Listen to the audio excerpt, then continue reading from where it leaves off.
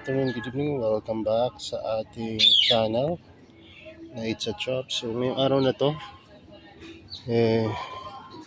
kailangan nating linisan, i-maintain at kung possible ay matanggal natin yung bisal nito para naman mailipat sa bigger planter. So itong Nepenthes na to ay Nepenthes Trolley X Bechi. Tapos Kinrosia X Nortiana. So galing to sa Pitcher Plant Farm ni Sir Volker. Ayan, mayroon palang dito. May level na. Kasi hindi ko maalala kanina yung ID niya. Sinearch ko pa. Nagtingin ako sa YouTube, sa email namin ni Sir Volker dati. Ay yung pala nila, kanilang store, online store ay down. Pero unti-unti nang nabubuhay uli ngayon yung store nila. Pero hindi pa ganun kompleto tulad dati. Doon kayo makakabili ng mga may DNR permit na mga Nepenthes. At sa Mindanao lang yun. Ayan, so good news yun sa mga gustong mag-alaga na from Mindanao. So habang tinatanggal ko siya kanina, iningatan ko naman pero karanasan natin to lahat na nakakadisgrasya tayo ng mga picture nila, napapalabas pa lang. Kaya pag kayo ay naglilipat o ginagalaw nyo yung mga Nepenthes nyo, ingat kayo sa sa kanila, handle. So ngayon ibaba ko siguro, mas madali siguro itong ayan. So baba na natin. Alam, sisira itong so dito na lang. Ayan. So ito yung good picture niya. Yung mga dating picture lalaki. Kaya lang nung ginalaw-galaw natin nagsilitan ng picture. Siguro dahil na rin may basin. Hindi ko rin alam Sabi ko nga sa inyo, hindi ako magaling sa Nepenthes. Ngayon, tatanggalan natin ang mga damo muna para ma-expose natin yung basal. At kung siguro posible, ma-repat natin to. Palitan natin ng bagong medium.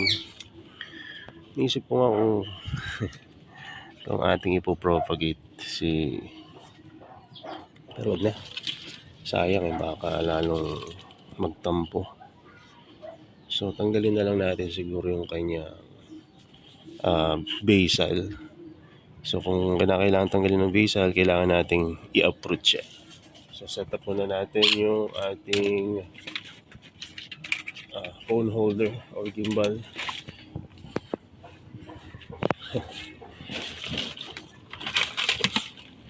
So ayan, natanggal na natin. So ang gagawin natin ngayon ay tanggalin ko sa pagkakasabit.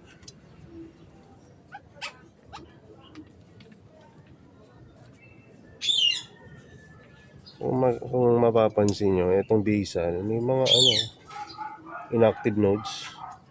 I-zoom nga natin para makita nyo. May mga inactive nodes. Mas prominent o mas kita yung inactive nodes ng basal kaysa dito sa malaki. Kasi lagi kita ina-observe din itong malaki. May mga inactive nodes siya pero mas makulay dito sa may basal. So, tingnan natin ating pakialaman na itong so, ilagay natin dito sa baba.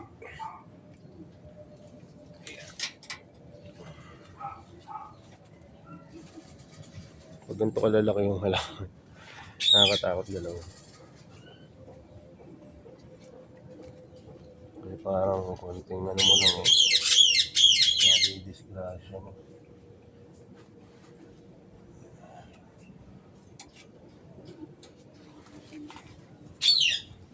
Ayun na. Gawa pala ako ng let pakikuha nga ng yung poop tray para may poop tray. So ito, upon exposing yung roots, kita natin na may dalawang basal. Baka hindi lang dalawa yan. Hindi ko pa tinitingnan sa ibang part eh. So meron dito sa ilalim, meron din dito sa taas. At itong new growth, ay yung basal na malaki, may mga inactive nodes sa bawat guhit or tangkay. So itong old plant or mother plant, meron ding mga inactive nodes. Pero hindi kasing prominent o kitang-kita na itong new basal. Siguro dahil hindi pa ganun dito tigas yung kanyang stem. So putulin natin tong basal. Wala namang siyang sariling roots kaya kailangan talaga natin siyang maputol. So yung mga ganito pagkakataon niya medyo nakakatakot gawin no? Pero kailangan, kaya puputulin na natin siya.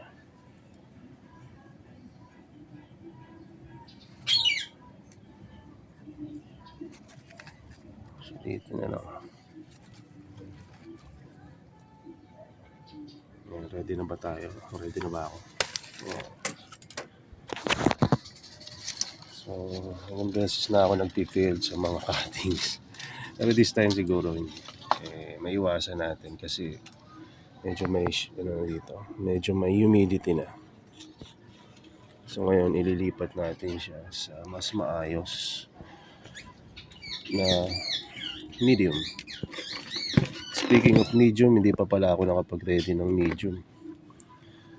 So tanggalin ko muna itong mga nasa ibabaw ng mga damo-damo para mabawasan ng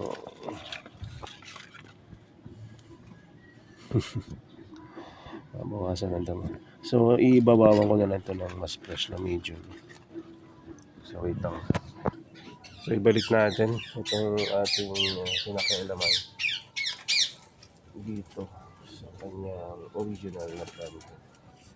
Hindi ko alam kung meron pang ibang basal to sa ilalim, pero hindi ko napapakilaman yung ilalim. Mas less yung pag-i-intervene niya sa plants, mas maganda.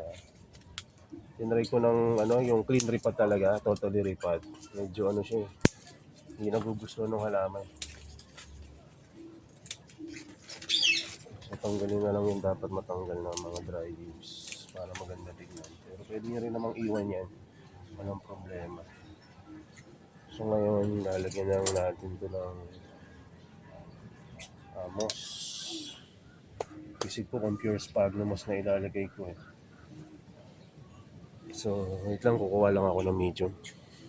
So ayan, nakakuha lang tayo ng medium. Hindi pa masyadong na-soak to, pero okay lang since nepenthes naman to. Kukuha na rin tayong planter para sa ating basal na ilalagay dyan. So sa paglalagay ng medium pa sa nepenthes, i-suggest wag masyadong compact. So muna dahil may basal tayo, pero kahit na wala, dapat hindi ganun ka-compact yung paglalagay natin ng medium. So yung lang, tamang parang ipapatong mo lang. Tapos medyo buhag-hag, huwag yung ipapat mo pa. Kasi pag diniligan mo yan magko-compact naman yan o hisiksik. Daling salita. Tapos yung mga buo-buong medium. Marami kasi tayong dried sphagnums ngayon, nakapag-restock tayo ng mga 18 or 16 pala. 16 na sako. Yung size.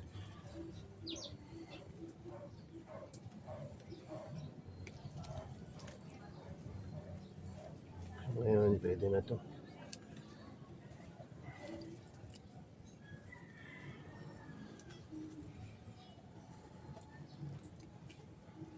Tapos ito naman yung sa bago. Linisan ko muna, madami pala.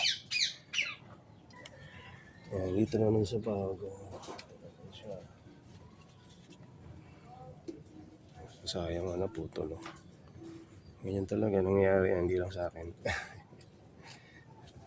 So, ang gagawin natin, patulan natin para may anchor siya sa ilalim. Ito, gawin natin mga anchor yan.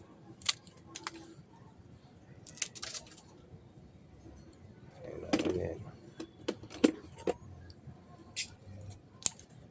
Yung iba, nilulubog to sa rooting hormone. Tayo, dahil wala na yata yung rooting hormone ko dyan, naibigay ko na.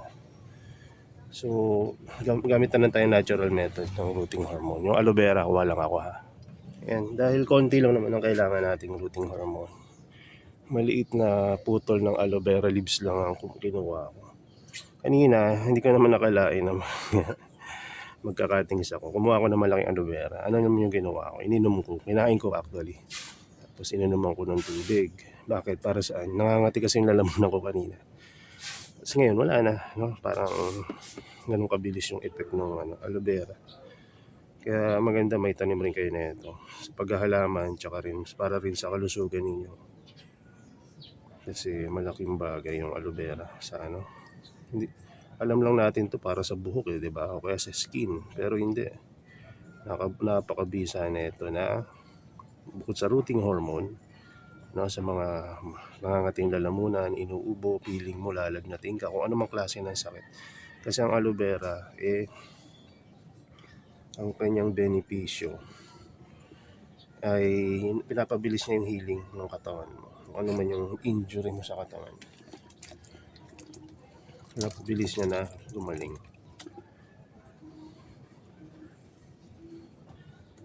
So ito, research niya rin huwag kayong papaniwala agad.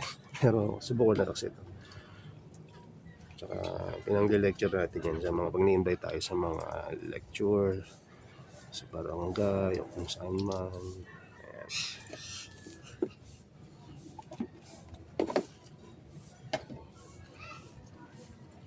Hindi nyo na matatanong at freelance trainer po ako sa TESDA. Napaka maging humble work. Kasi maliit lang kinikita namin yan. Tapos minsan nalalayo pa ng mga project. Mas maliit lang rin nga yung sweldo. Pero buong araw mong gagawin. Minsan half day lang pagka mga halimbawa doon nga sa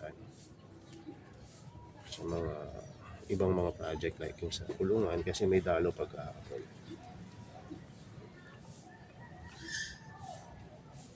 So tanim na natin to. Yan iniisip ko. Parang mali yung ikot ko dun sa halaman. Wait lang, ikutin natin ulit. Yan. Kasi ito yung sasabit natin to So kailangan medyo free yung sa likod. So lagyan natin to ng medium. Ang mga cuttings, no, generally, mapaka-carnivorous plant or hindi, no, ang cuttings, no, ay kailangan hindi nagagalaw pagka once na gusto mong paugatin siya. So ilalagay mo siya sa lugar na hindi nagagalaw pero humid at didiligan mo ng regular at dapat hindi waterlog. Ayan, so ayan, okay na siya. Ngayon ibalik na natin tong mother plant tsaka ilagay na rin natin tong ilagay na natin tong propagation natin sa lugar na kung saan sa tingin natin ay mapapabuti siya. So dapat hindi nagagalaw, di ba? So lagay natin din sa lugar na hindi siya nagagalaw. So dito na lang. Dapat rin hindi ganun kainit para hindi agad matuyo. Dito natin siya ilagay. Parang centerpiece. Tapos itong mother plant, parang mas maganda kung sa baba na lang. Kaya lang, space consuming kasi talaga ng trolley. Ang lalaki nila. Kaya isabit na lang natin. Pero napansin ko mas malaki siya pagka hindi nakasabit. Ano kaya? Siguro ang trolley sa wild. Tingnan ko nga saglit. Kung ano yung kanyang natural habitat. Wait lang. Nakita ko Nepenthes trolley sa wild. Talagang nasa baba lang mga picture niya. Kaya siguro lit ng picture na ito na nakasabit. Effort siya ng gusto para ma-reach niya siguro yung baba. So ang gawin natin, ibaba na lang natin to. Itong mother plant. No? Tapos, wait lang hindi ko mabuhat ng isang kamay. Buti nang mag-iingat tayo. So, ibaba ko muna itong pole. Nailagay na natin yung Nepenthes Rodi X ano ba ito? Daiichi X Lorchana. So, dyan. At hopefully tumuloy yung kanya basals. So, yung isa naman, tinalagay ko muna sa taas kasi hindi naman yun magagalaw to. Hopefully, mag-root siya doon sa taas. Kung hindi naman, bala kung ibaba rin siya. Handa rito. So, kaya natin dito sa baba.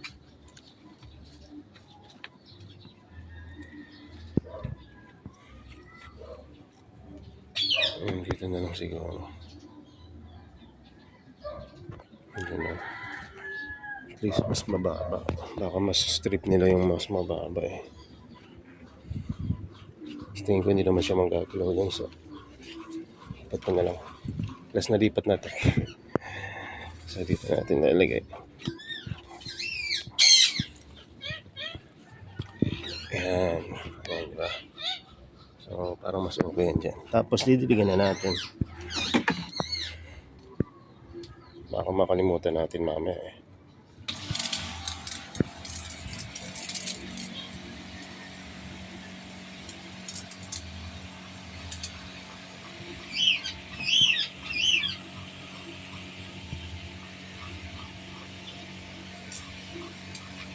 Baka nga ito.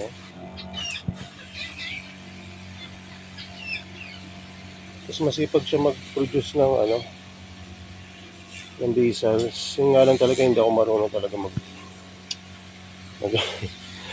mag-propagate na ito So nagkakiging successful naman siya. Kaya lang dahil napaka low humidity at hangin nung time na yun, hindi nabuhay. Kaya ang gagawin natin ngayon dito, itaas na yung chance nilang mabuhay dito.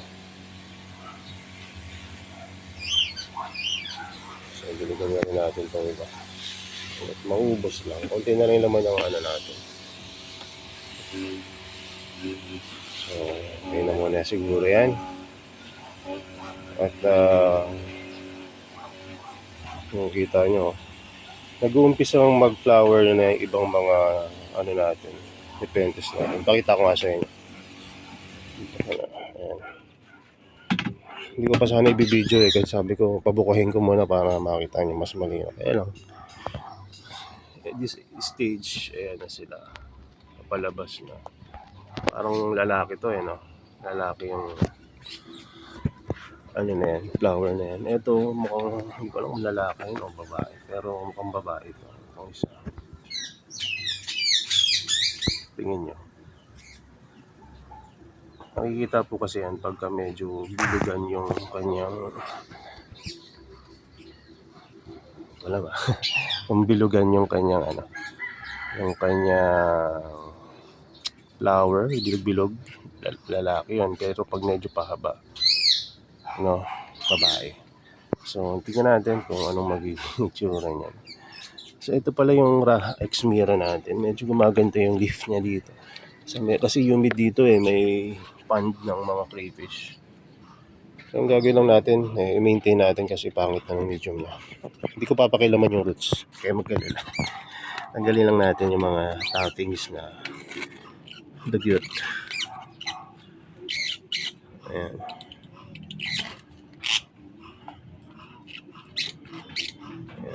Hindi na pakikilaman yung ilalim na ito.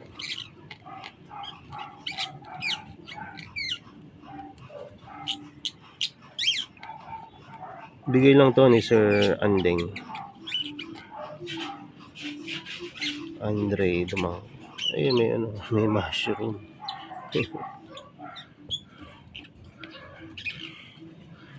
Tanggalin natin yan. Binigay niya sa akin to kasi puro peste nung na-receive niya. Siguro ayaw naman niyang peste yung kanyang growing area. Binigay niya sa akin. Mukhang mamamatay nga ito ng mga una kong acquire pero ngayon okay na. Parang may nakatirang hindi invited dito. Ay, hindi mo kung naman. May ano dyan, may bahay ng gagamba. Okay na yan kaysa spider mites yung tumira. Tingin ko hindi ko na papaalisin yun. Nagdagan na lang natin ng fresh medium.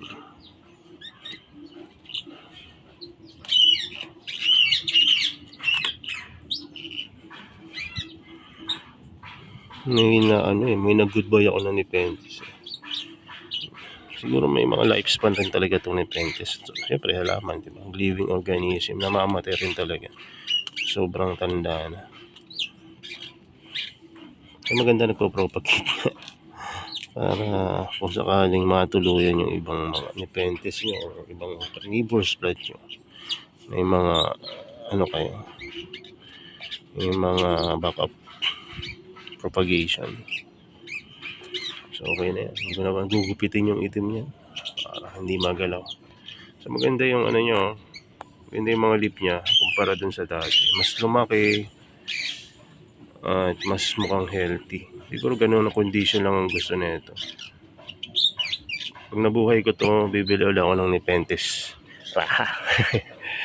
Ilang beses na ako namamatay ng rahay. Saan ako ba itong ginawa kanina? Ay, doon. Paano ko ibabalik ito ngayon dun? Wala na akong apakan dito.